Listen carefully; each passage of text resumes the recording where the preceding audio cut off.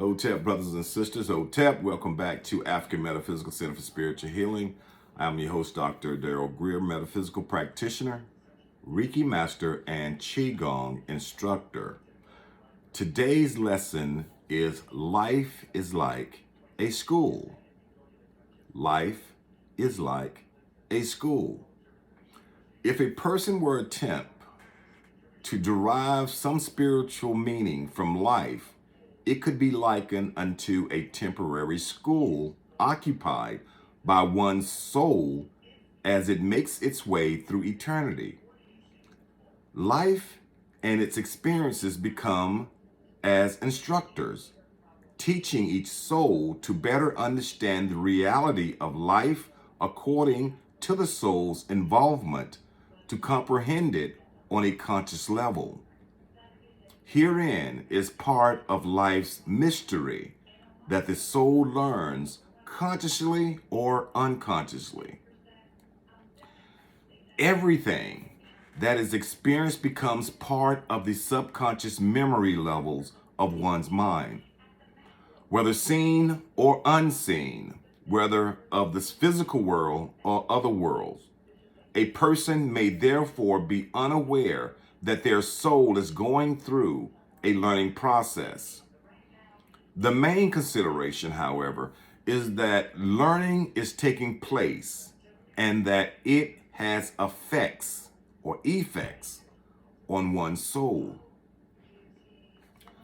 From the opening to the closing curtain, life is a play, with one entering the first scene as an infant and leaving as an older person or elder.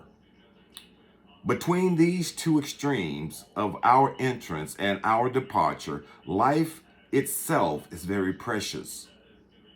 It could be said that life experiences teaches us about ourselves. So much so that after a time, many will come to learn about the existence of a higher order of life within themselves. Outer physical experiences of the world surrounding us eventually invoke an interspiritual world. And at times, what we may be lacking outwardly serves to teach us about the vast potential within us as we are focused to reach deep inside ourselves to that unconscious reserve, which will eventually be our hope on an improved future, whether in this lifetime or in other beyond the soul's present life's journey. What each person learns may vary greatly from one individual to another, depending upon how far they have actually evolved in their pursuit to higher consciousness on a universal scale of measure. Two people may respond on a conscious level in very different ways to the same experience. One may react as a conscious level, while the other is oblivious consciously. Although the learning process is still registered and recorded in the subconscious memory level of the mind to be drawn upon in whole or in part when the time is appropriate. Drawn upon what is in the memory level of one's mind is not limited to an accumulation of this single lifetime, but includes all previous lifetimes of recorded experience. Everything that has ever been experienced that is of lasting truth is retained in the soul's memory level to be drawn upon when the evolutionary time is right and the conditions warranted. The lessons that are to be learned are spiritual ones. On the surface, many would appear to be worldly, but beneath the surface, they are part of the learning process of the soul. Because all experience must affect the person over many lifetimes. Their lessons belong to the realm and province of their own soul. Each worldly experience in this lifetime must be understood to have a spiritual side or counterpart that will go on beyond this one life to eternally serve the soul. The spiritual side of all your experiences in this lifetime is what is ultimately important and significant, as all else passes with the dust of time. The eternal part alone lives on, and therefore is the true measure of value and importance. Material possessions or our needs can serve as only temporary purpose at best, to provide enough comfort for a person that their mind may be free of any worldly pressures in order to be free to pursue the spiritual reality of their own being and its relationship to others and the universe.